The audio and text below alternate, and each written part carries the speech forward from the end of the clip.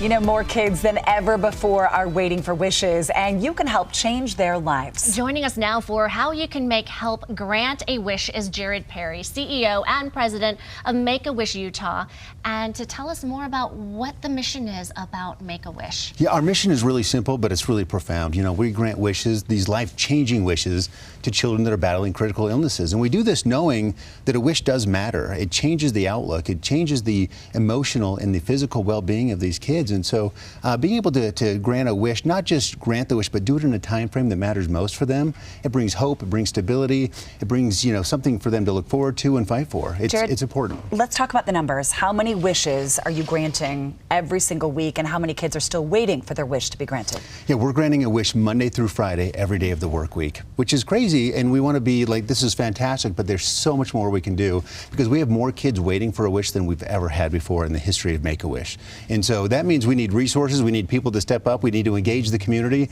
These wishes are waiting, and we've got some great ways for people to engage and help out. And you have a busy couple of months ahead, and we can all help out. Tell us about the first one coming up tomorrow. Yeah, tomorrow, right? People can support by going to Jersey Mike's. It's their Day of Giving campaign. They've been supporting us all month, but tomorrow is the day that they give 100% of the donations to Make-A-Wish. Meaning you go buy a sandwich, you go buy a combo meal, 100% of what they give, not just the proceeds, but all of it goes to Make-A-Wish. Together, we're going to grant 60 wishes is the goal. That's huge. It's big. So this includes your subs, your chips, your drinks, your catering. Everything. Like if you do this for your office tomorrow. Go to Jersey Mike's to put in your catering order now because this is a really busy day. Go early, go late, but just it's a really easy way to support Make-A-Wish. By the way, Utah locations have raised over $385,000 since you started doing this for local wishes. And again, this year, the record would be if you could grant 60. 60. So everybody help out with that. This is going to be a great campaign. Tomorrow's going to be a great day.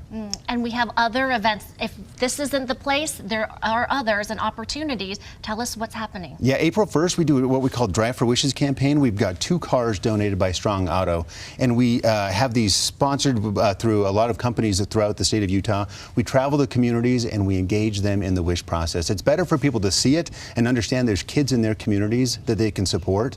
And so throughout the entire month of April, we'll be traversing the state. Follow us on our social media channels. You can see where the cars are and you can see the kids that we're helping. What year was it that we were live in St. George? Our show was on the road and you pulled up in St. George in the car. Yeah, it was 2 years ago. Yeah. 2 years ago. 2 years ago. That's right. All right. World Wish Day is coming up on April 29th. What does that day mean? So that is the anniversary of the first wish that was ever granted. A little boy named Chris Gracious, 8 years old, that had his wish to be a police officer. And that's the wish that started them all. So we do celebrate April 29th as one of the most important hallmarks of Make-A-Wish.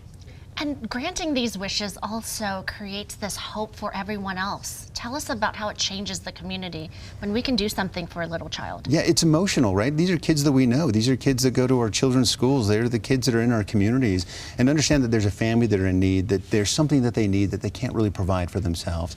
A wish provides hope for the entire community, but specifically for the families. When we see the numbers and the science behind it, that over 90% of physicians and parents see a physical change in the children that receive a wish, that makes it worthwhile for people to say, I can support, there's ways that I can help these kids. Jared, can you share some of the wishes that you've received lately? Yeah, we just had a child that came back that wanted to ride a dinosaur, right? Like that was. How do we do that? So there was a traveling group that was actually in Philadelphia, and he wanted to go see this group, and he just sent us some pictures and such of him riding a dinosaur.